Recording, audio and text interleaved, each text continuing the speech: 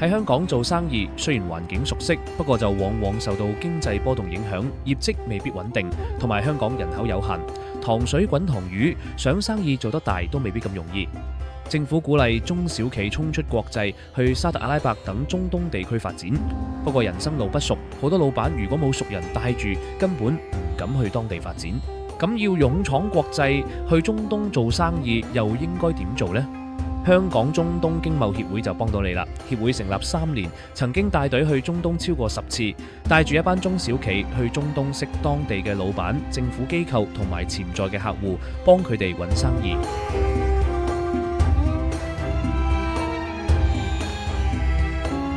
喺協會最近一次嘅分享會，副會長 Esther Wong 更加分享過去3年去咗中東超過10次，終於有會員簽咗第一張過千萬嘅單，證明只要肯開放心態，嘗試了解當地嘅文化，總會有收成嘅一日。有中東王子稱譽嘅會長沈運龍博士喺中東做生意超過40年，佢認為喺當地做生意有危先有機。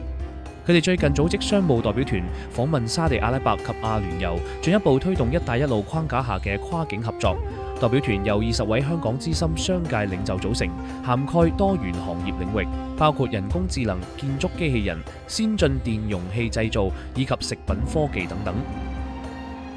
沈博士期望嚟緊有更多中小企一齊加入協會，一齊組團再去中東，一齊探索更多機會。畫面嘅左邊就係香港中東經貿協會嘅聯絡方法，如果想入會就去描述欄連結嘅申請啦。